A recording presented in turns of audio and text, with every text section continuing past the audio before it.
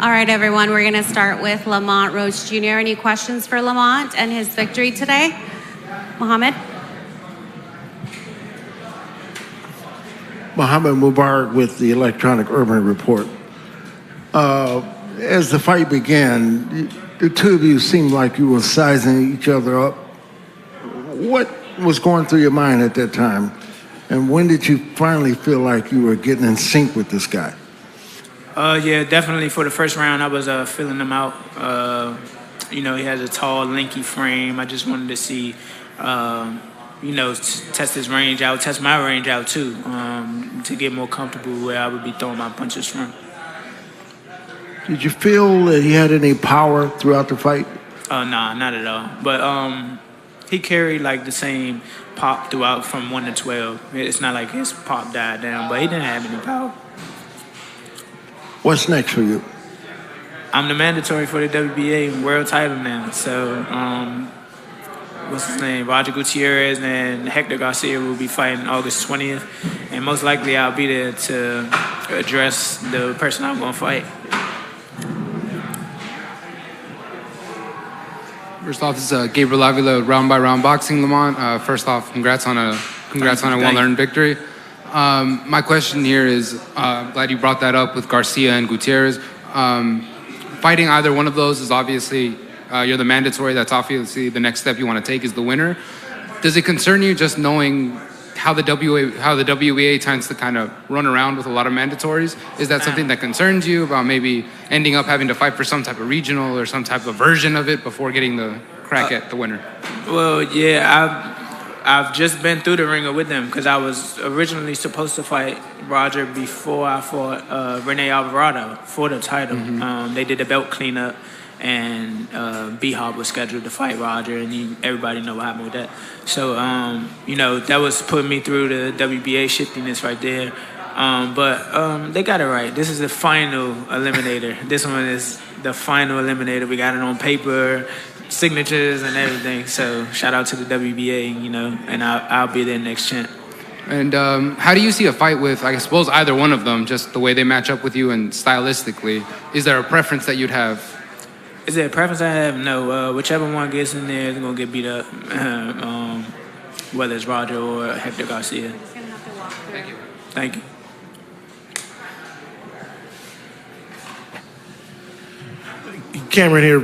Cameron Buford, Voice of the Fans. You said you're going to be there to address your next opponent. You want to give an early message for that, whoever that opponent may be? Yeah, I mean, if they see this, they know what's coming for them. I'll probably be there, like, ringside. So after they win, either I'm going to shake their hand or smack them upside the head, one of them. You never know. It depends on how they take me approaching them. Or how that fight goes. Or how that fight goes.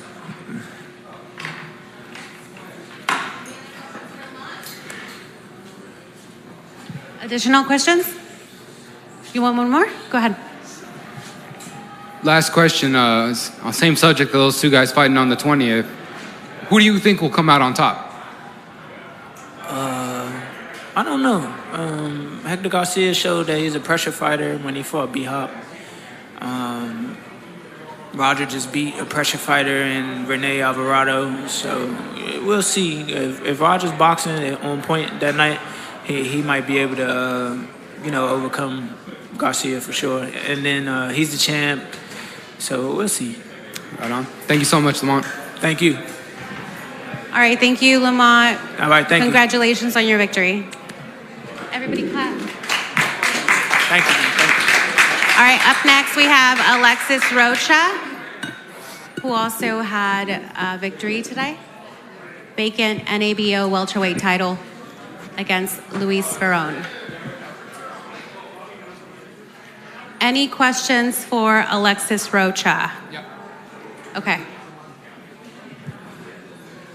What's up, guys? What's up, everyone? Thank you, man.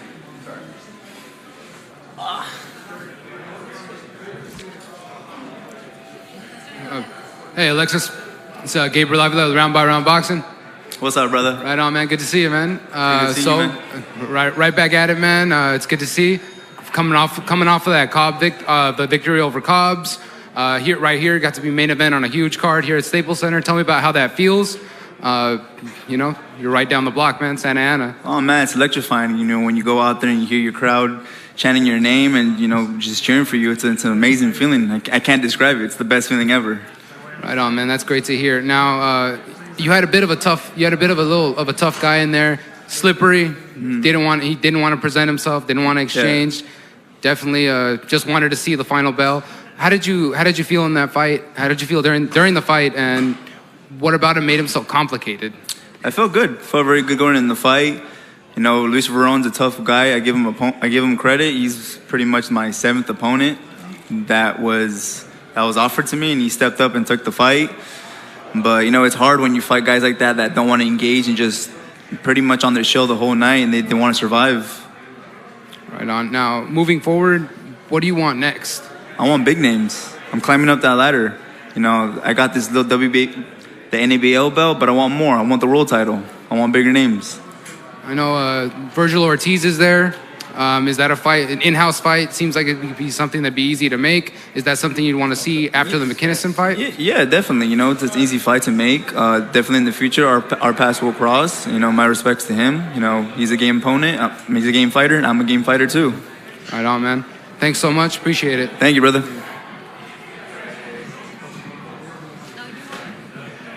Alexis, just one quick question. No one likes to lose, but do you believe that loss to Blair Cobbs was like a blessing now where you're at now? Oh, sorry, my bad. The rematch, my bad. I'm sorry. But I mean, even against Rashidi Ellis, my bad. That's my fault. Yeah. So the loss against Rashidi Ellis to now, do you feel that blessing really focused you more, gave you that more motivation to where you're at now in your career? 100%. I feel like I've gained more confidence by losing. I don't know if that makes sense, but once you lose, you pretty much get all this pressure off you. And that's exactly what happened to me. I put all the pressure off me, and I just didn't put any pressure to go in that ring and have fun. And I felt like that's what I did that fight. Just put pressure on myself, and it led to a downfall. Thank you. Thank you, man.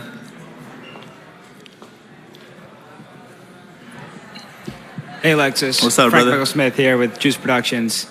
You dominated tonight. You look so poised. Thank you. What about your training helps you keep that poise? What was that? What about your training helps you keep that poise? You dominated tonight. You look so calm doing it. My training camp, you said? Yes. Oh, yeah. Training camp's always good. It's always great. Work on the good and the bad. Got to work on defense. You got to work on your head movement, anything you can lack, anything you do good. You just got to keep evolving as a fighter. And I feel like that's what I'm doing, evolving as a fighter as I'm at each separate fight. Thank you. No, thank you, bro. This is honestly pretty cool. I've never done one of these, so thank you guys. And then thank you. Join every minute of it. Hey, Alexis. What's up, man? Jeff Zimmerman, FightNews.com. Great fight tonight. Thank you. It looked like in the 4th or 5th round, you really picked up the pace and that you might stop him. You were knocking him from post to post. Yeah. Did you think you were going to stop him in that round? And he seemed to lean over a couple times. Yeah, I believe it was one of those rounds where I really hurt him to the body that he wasn't engaging at all. And that was a little bit of my fault, taking that foot off my pedal for a little bit. I should have followed up the next round. But no excuses. I messed up my hand tonight. And, no excuses. Veron is a tough fighter, as tough as they come. All right, thanks, man. No, thank you. Yes, right up. Mohammed Mubarak with the Electronic Urban Report over here to your left. What's up, man? Great performance you put on tonight. Thank you. Is there anything that you think that you could have done more than what you've done tonight? I think follow up more. Using my jab, not really to throw it out there to just hit him hard. I think using it more as a range fighter, as a range to find my range, and shooting that left, just pickpocketing him with that left hand. I feel like I was loading up too much on my left hand. And on a scale of 1 to 10, how would you rate this performance? Honestly, I'm very critical of myself. I'll rate it about a 6 or 7. Very good. I'm very critical of myself. I'm my biggest critic. Very good. Keep up the good work. No, thank you. I'm sorry, James. I'm doing all right? Alexis over here. Seems like you're enjoying this moment. Yeah. Did you hear the loud reaction and pop you got when you walked into the arena? Heck yeah, I heard that, man. It's my coach is always telling me just enjoy the moment, you know, walk very slow, and that's what I did. Just soaked it all in. What was that feeling like? You became the de facto headliner because Virgil Ortiz had to pull out of his last fight. Yeah. You became the headliner. It was a great showcase opportunity for you. Do you think that was the big break you were looking for in your career? Yeah, I believe I rose to the occasion to put on a performance, you know, to win and to get a knockout. And I think that's what I did. Now my career is progressing. You know, I just want to thank Golden Boy, Robert Diaz, for everything to do for me. You know, this is my time. How would you assess your overall performance? You said you were you're critical of yourself. What do you think you could have done better? I lead more lefts instead of loading up with one punch. I should have followed up with more body shots downstairs, and I could have got him out easier, honestly, or could have been the first one to get him out. But he said I'm very critical of myself, and he's a slippery opponent, like you guys mentioned. Gotcha. And did you feel like he was in survival mode, where you just had to really press the issue on him? Those are the hardest guys to fight, because when a fighter is really there on their show and not engaging too much, that's the hardest fighters to fight, because they just try to survive. They don't even try to engage. Thank you. Right on, man. I had Gabriel Lovely round. I had one more question for you, Yeah, man. I'm brother. glad you brought it up earlier. They asked you about, how the training camp went and stuff like that. When we last spoke after the Cobbs victory, I remember you telling me the difference that you felt in training camp was less hard rounds of sparring and just more focus on, game plan, technique, things like that. Is that something you kept going into this camp? Yeah, exactly. You know, sparring's hard as it is, and when you're going 10, 12 rounds, you don't want to just put that wear and tear. Sometimes you got to take a little break off sparring. You know, I always say that's like the rough draft to the final draft, which obviously the fight's the final draft, but the rough draft, is sparring. Whatever you show in sparring is what you're going to do in the ring. But aside of that, you have to really take it down on your body. You don't want that wear and tear. You don't want those bruises, those injuries. Got it. Thanks so much, man. Congrats again. Thank you.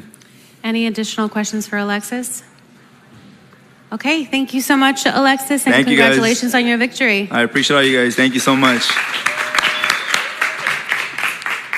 All right, now we will have Robert Gaspari, COO of Golden Boy Promotions, come and do a quick statement and take any questions about Golden Boy. Welcome, Robert.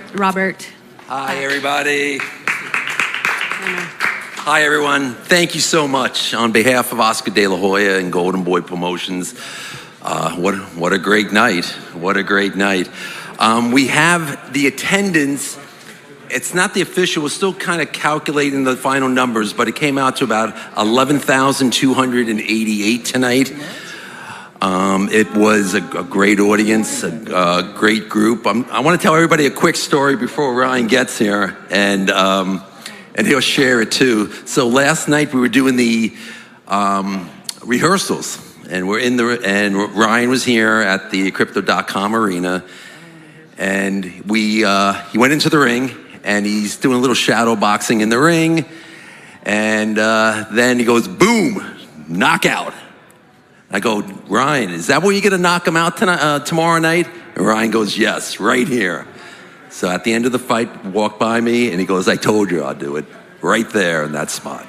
So, Ryan has it. He really, he has what it takes. And Golden Boy, we're really pleased with and happy with the performance and everything they did. So you don't want to hear too much from me. You want to hear from Ryan. But I'll take any questions I can't answer.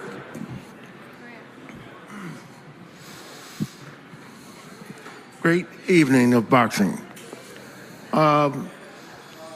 What are the challenges of putting together a Davis fight and Garcia fight? Well, the challenges we face is, getting the right venue. When we have the opponent, we really have to look at where, somebody with Ryan's stature, where he is. We kind of have each time we have to kind of make it bigger and better. And where else to do it here is in Crypto.com, former the Staples Center where the Lakers play. It's LA. Ryan's from Victorville. I mean, this whole arena, we put on some great fights. I look in the back. There was the fights we did here. Golden Boy when we did Mayorga and Mosley. We have Oscar's great fights here. Oscar has his statue up there. So, this is like an iconic venue. And having somebody like Ryan Garcia come in here, this is him. This is his home. L.A. He loves fighting in this town. So we look to do bigger and better places. But this, I want to say again, thank you to everybody at Crypto.com Arena, Lee Zeidman, his people. I mean, without these guys, supporting us and bringing this together, our sponsors, Hennessy, Bet Online, there's a bunch, but without these sponsors, we can't put on these big fights. So hope I answered the question. He looked very well at 140. You want to keep him at 140. We have to go back and see. There's a lot of great fights at 140. That's kind of a question where they have to come back with Ryan with Oscar, our matchmaker, Robert Diaz, Eric Gomez, our president, and they're going to see the best fights for Ryan, and he's on that verge of becoming the superstar. He is. So we just want to get those big fights. He's talked about Tank Davis. We'd love to get that fight happening. So we're here as Golden Boy Promotions. We put on the biggest and best fights. So we're up for anything. Cameron Buford here, voice of the fans, right straight ahead. You just mentioned the Tank Davis fight, and Ryan, after the fight, Ryan was emphatic in stating that he wanted to fight Tank next. Are you, as a promoter, just as excited to line that fight up for him? Absolutely. I mean, that's the fight that everybody wants. Everybody wants to see that fight. We all have to come together as promoters and do what's right for the fans. And if it's the networks, you can't have one network saying, no, we have to be exclusive. We're on DAZN, and DAZN has been really great with the Golden Boy. So whatever other promoter we work with, Tank's promoter, and network, DAZN has to be involved in that fight. So hopefully, and they have done it already with other promoters, with other networks. So why not share it? So it's easy. I know it's early, but what's a time determination about that fight? What's the time schedule? It would be at the end of the year. I just don't know exactly what month it would be. It would have to, go to a lot of calendars and see what's available, the dates are available. But, that's going to be a mega fight. And, that's going to have, we have to find a big enough location for that. But I wouldn't mind taking it back here. But that's something we have to discuss internally. You want to?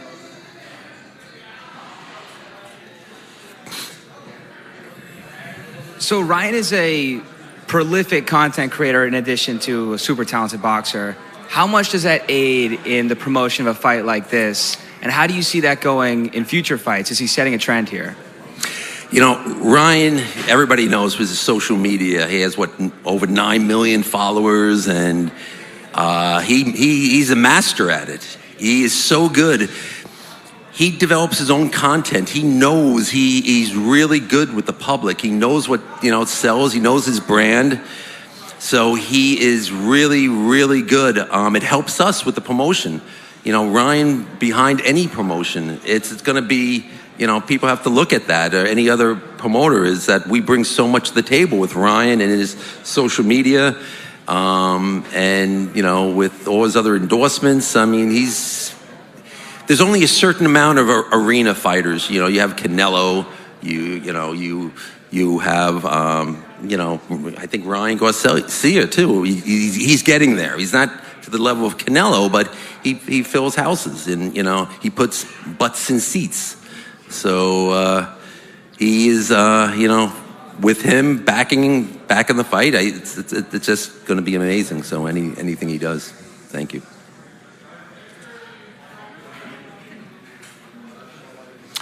Okay, we're just waiting for Ryan. Any additional questions for Robert Gaspari? No? All right. Okay, thank you so much, everybody. Thank you for coming. Okay, hold on. One more. Robert, how you doing? Keith Eidick from BoxingScene.com. Do you expect that Ryan has now said, he said it in the ring, that he's not going to fight at 135 pounds anymore, that he's going to fight strictly at 140. Do you expect that to be a potential obstacle to making the Tank Davis fight, even though Davis has fought at 140 once? I don't think so. Listen, and they're going to have to come together on the weights. They're going to have to, so many moving parts with this. I mean, I'm sure there were a lot of people were waiting for tonight's fight, for tonight's results. I'm sure Tank was watching and everybody else, they wanted to see. I think Ryan made a statement tonight. So I think it's just going to be, we'll see. I mean, I really just can't comment more on the weights and so forth. It's, I'm the COO, I handle operations, and I get the venues and put the networks together, but when it comes to the putting all of the fights together, that's more of an Oscar, Eric, Robert Diaz, and so forth. So. Hey, Robert, Gabriel Avila, Round by Round Boxing. I've got a sort of different kind of question. Just Golden Boy was very crucial, had a big potential hand a couple years back in setting up programs like LA Fight Club to kind of show off and host prospects and new talent as they were coming up in the ranks. And is that something that Golden Boy is potentially bringing back, sort of setting something up like that just to be on a regular basis, get a lot more activity going and things like that for prospects and up-and-coming fighters? Yes, absolutely. We're doing a series with DAZN. It's a Thursday night fight series. We're doing it out. It's Golden Boy, DAZN, Golden Boy on DAZN Fight Night. It's Thursday nights. Our next fight is at Fantasy Springs Casino in Indio. I believe that is the 28th. So that's, Fantasy Springs has been a great partner. Once we get additional dates from DAZN, we will start again with the Belasco series, and we'll absolutely, we're going to do as many, dates as we can. And we have a lot of great fighters, and we have a lot of great talent coming up. So we're just looking for, to put them on these shows. So. Right on. Thank you so much. Thank you. Any other questions? Oh, Manuk. Hey, so earlier this week, Steven Espinoza said that, he only sees one network for a potential Gervonta Davis-Ryan Garcia fight. Considering the history of both sides, how realistic do you think a fight is, considering the business has to make sense as well? It's very realistic. I like Steven Espinoza. He used to work for Golden Boy. So, we've known him for a long time. He's anything could happen. I mean, I hope everybody here writes about it, do the fight, but there's no way we're going to just do it without DAZN involvement. I mean, DAZN's been with us. DAZN helped us build Ryan. How would it be if, you just take him away and, to do an exclusive with Showtime? I mean, Showtime has done split broadcasts, so there's absolutely no reason why, they shouldn't do it this time. It doesn't make sense, and and it's not going to happen. It's going to happen with DAZN involved. Absolutely. And just in regard to one of your other fighters, it was reported today that Siniesa Estrada is no longer with Golden Boy. What essentially led to that split, and what did you try to actually make it? What steps did you guys try to make and actually make it happen? Siniesa is a great fighter. She proved herself. She's been with Golden Boy a long time. We gave her a platform. We built her up. Golden Boy provided her with, the blueprint like we always do with the fighters that we bring up. And then what happens is, at the end of the day, I don't know if it's numbers or whatever, it's, we can do so much. As a promoter, a lot of times they look at us as the, why can't we do more or whatever. there's a great deal of money that's involved that we do to put these shows on. And, you know, it's, you build these people up, fighters up from a 4 round to a 6 round to a 10 round to a championship. And so I can't comment on the details of it. I know there's some stuff that's still fluid. We wish Sinisa the best. She's a wonderful person. I'm sure she'll do good wherever she goes, but you know, there's not too much more I can say about Sinisa, though. I wish her luck. Thank you. All right. Thank you so much, Robert. Okay. I believe Ryan is almost here. Give him about 5 more minutes to get ready to come out and talk to you. Thanks, everybody. Greatly appreciate it. Thank you so much. Yeah, of course.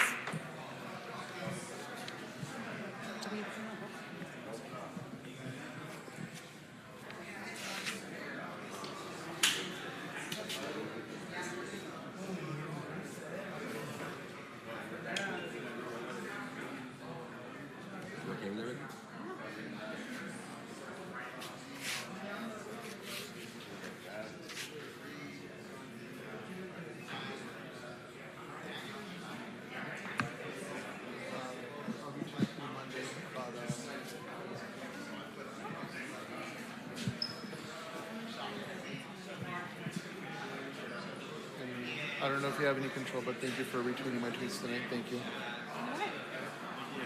I get lucky once in a while with a good tweet.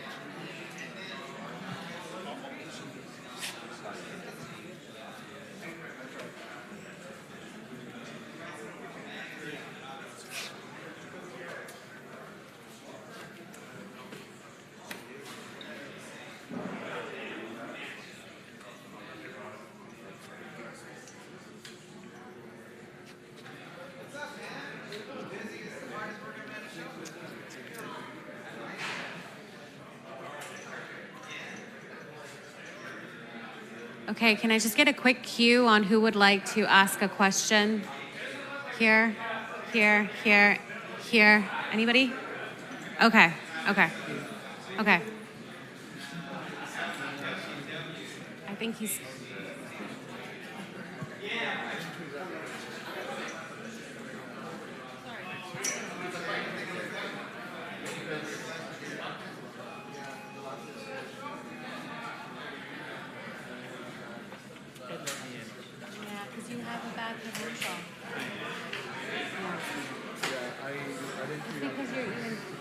All right, everyone. Let's start off with Keith. Thanks.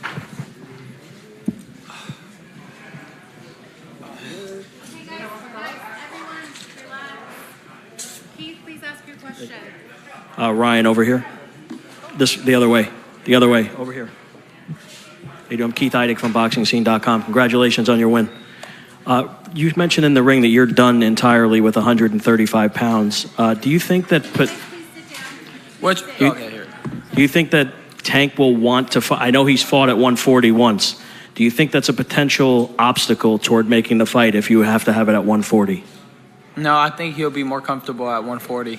He's had problems making weight in the past, so any jump in weight, it probably will help him, if anything. Okay, thanks. Manuk? Ryan over here. You mentioned that you're going to be transparent in the negotiations of this fight several times leading up to this promotion. Your purse was reported as $2 million for this fight. What is the number you're looking for as far as cracking that nut to fight Davis? I'm not looking for a number in particular. I'm sure it will be a lot of money. I'm just looking to make the fight happen. He said, see you guys at the end of the year, kind of a cryptic tweet right after the fight. Do you think he's warming up to the idea just as much, kind of like Spence and Crawford did, kind of you guys finally realizing this is the fight to make? I just can't believe, I just don't like that he just doesn't make things clear. You know, if he says see you in December, make things a little bit clear. Ryan, let's get it on. I mean, I feel like I'm very transparent in the way I talk. I call him out not because I'm thirsty. I call him out because that's generally what I want to do. So we'll figure it out with the teams and we'll make it happen. I want to do this for the people, and I know everybody wants this fight to happen. So I'll be putting my whole heart to try to make this fight.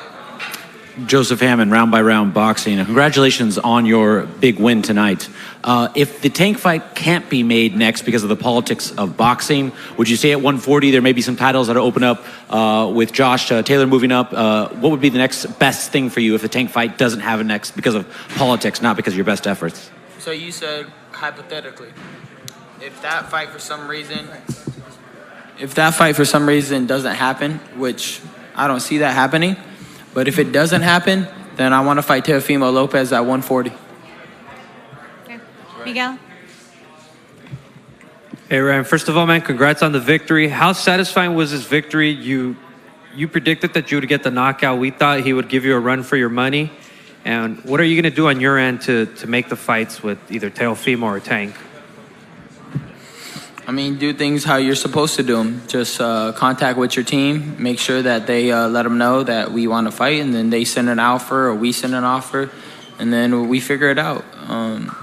I can't really I can't really explain it perfectly because that's something that Lupe or Golden Boy would have to try to work out. Hey, what are you doing, man? Why are you wearing denim?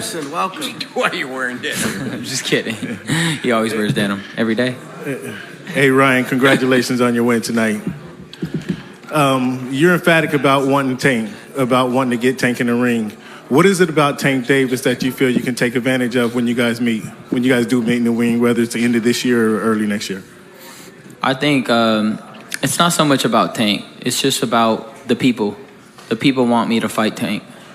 It's not so much. It could have been Devin Haney if the people wanted Devin Haney, you know.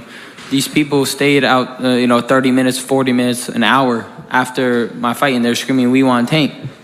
I told everybody, I walk around any place. Doesn't matter if it's Texas, doesn't matter if it's New York, doesn't matter if I'm in a different country. They just say, "We want Tank." So I'm going to give the people what they want, or I'm going to try to. And what can I take advantage of him? I mean, I know that I have more speed than him. I know that I'm taller, and I know that I'm bigger. But we'll have to see when we get in there. It doesn't really matter about how he fought or how I fought this fight. I've learned that once you get in there, the fight starts unfolding for itself. And I'll figure it out when I'm in there. Of course. I have history with Devin Haney. I know what could get him. I know that he's a good fighter, too. All these guys are great fighters. I just feel like I have something in me that can elevate me, surpass them, because I honestly feel like Who you are? it's just who I am. Yeah, it's just who I am. I'm different in a way, and I will beat these guys. I will do everything in my power to beat them, and still show love to them. I just know I could beat them competitively. I know I could beat them. Hey Ryan, Frank Michael Smith here from Juice Productions. Congrats on the W tonight. There's no doubt you have been transparent. In addition to being an excellent boxer and a great knockout tonight, you're an excellent content creator. If you had to title the knockout tonight on your social media, what would you put? I got that knockout in Dior. I was Let's wearing go. all Dior. Got that W in Dior. That snakeskin. I dropped them in drip. I dropped them in that Dior drip. I'm probably gonna caption that tomorrow. You got options. I do, many options. I'm gonna have to go in the lab and think about what's the best way to put it. Stay tuned. I'm posting tomorrow. It's too late now. It's gotta be strategy, man. Yeah. Ryan, the moment that you step on the ring, you were completely focused. You knew what were you doing. You just attack and you were focused. And as soon as you end up the fight, you had a message, which was about the mental health and everything. But you knew exactly what were you doing on the ring tonight. The moment that you step, you were like that tiger that you said. Lion. But The yes, lion. I'm yeah. sorry. The lion that you said you were. What were you thinking tonight? Because you were like that fighter tonight. I've been trying to walk in truth for these past 2 months. Going through my mental health issues really taught me to not rely on my feelings, to rely on the truth. So this whole time I just really was walking in faith, walking in truth, not trusting my feelings, trusting how great I am as a fighter, and I believed it. And I just kept on telling myself, in the ring, what's the best option here? What can I hit him with? What is he doing? And then I kept, kind of, having that in my mind the whole time. But it's a testimony to people that are going through something that, these things that happen to you sometimes which you quite don't understand, they're really your spirit telling you, something's going on. And it really shows you who you really are.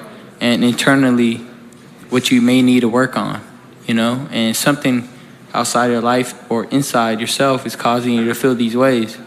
And, God showed me definitely the truth in everything. And now I just walk in that. I trust the truth. And I thank God for all the wisdom and strength he gives me. And I walk in that in everything I do now. And I feel stronger as a person. Mohammed Mubarak with the Electronic Urban Report. Congratulations on a great performance tonight. Is there anything that you think that you could have done more to make it even a greater fight? I don't know. I don't think there was anything. I think the one thing I fixed was not rushing in, even when I had him hurt. And that's something I've been working on. It's something that I've been trusting. I'm going to get him later on. He's getting broken down. I can see it in his face. But you get, again, a hurt fighter is like a what do you call like a hurt animal in the wild. They're going to strike the hardest when they're hurt. So I kept on paying attention to that. A wounded animal is coming to, they have to fend for their life. So I noticed every time I stepped to him when I thought he was hurt, he'd shoot a big overhand. Like he tried to hit me with Luke Campbell's shot every time. I mean, it's like, try something new. Yeah, I just kept my hand up. But that was the thing. I felt like I did everything that I wanted to come in. And I told everybody, if I could show my skills and get a knockout and show the fighter I truly am, I will be happy. And I'm super happy. For sure. Nah, not you. Not you. Steven Cordeiro, KOR Sports. Congratulations, man. Great performance. I see on your hand, one of your knuckles maybe a little kind of skin coming off. The other one looks a little. No, I put liquid Band-Aid on it because I had little cuts from training. Oh, okay. I was going to say, is the hands fine? Everything's good? Yeah, everything's great. Did you hurt your hands just because you landed a lot of shots on them? No, man, sparring, man. I'm telling you, I was piecing people up, but my hands never had problems. My hands were great the whole fight. Everything was sharp. Like I didn't feel forced on anything. I just felt in tune. I was on top of everything he did. Any move he made, I had an answer for it, and that's how I fight. I have really good reflexes, and I fought exactly how I know I could fight. To me, it was a beautiful performance. I can't tell the difference yet. To me, 5 pounds is not that much. I still had to cut weight, and I hated every second of it. So it didn't matter if it was 140 or 135. Okay, thank you, Stephen. Next, we have Francisco. Ryan, congratulations. Oh, Francisco boy. Salazar, Rain TV and Boxing Scene. You want the fight against Tank Davis. We saw where with Munguia and Charlo that didn't happen. But how confident, 1 to 10, that you feel that will happen? That will happen later this year against Tank Davis. No, I'm just going to leave it up to my team to figure that part out. Where there's a will, there's a way. And I'm just going to be out here to try to give the people what they want. And my team will figure that out. I don't know. He has to do it. But I know that Lupe has a great relationship with Al Heyman and everybody. So, we'll figure it out.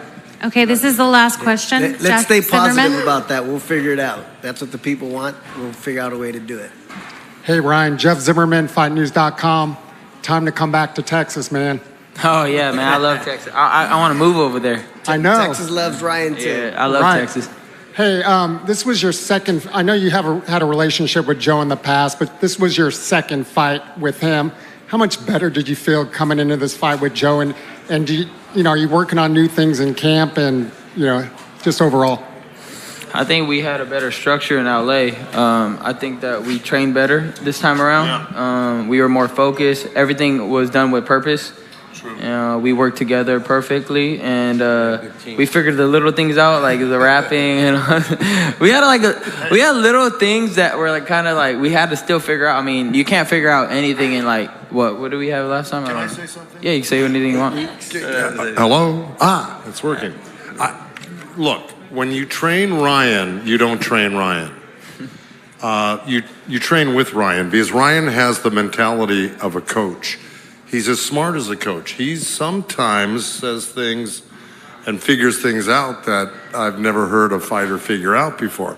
So when you say Ryan and Joe, look, I got to tell you, Ryan stands alone in my life training guys, and I've done it over the decades. You guys know that.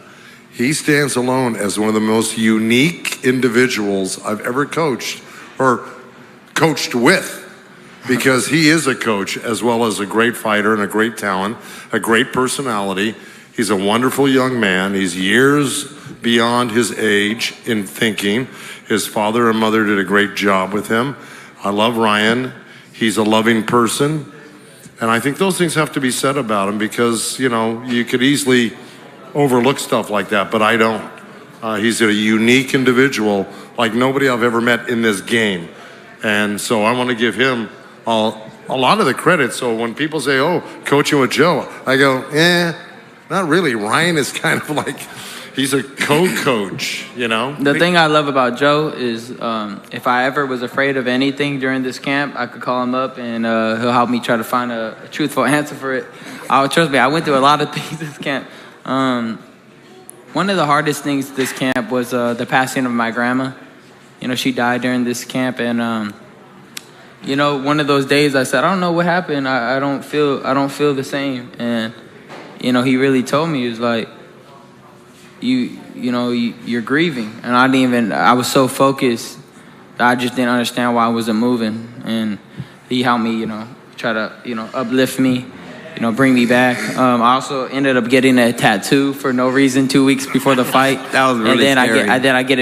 It gets infected. And I'm like, oh, well, this sucks. But with the grace of God, I figured out a way to heal it quick.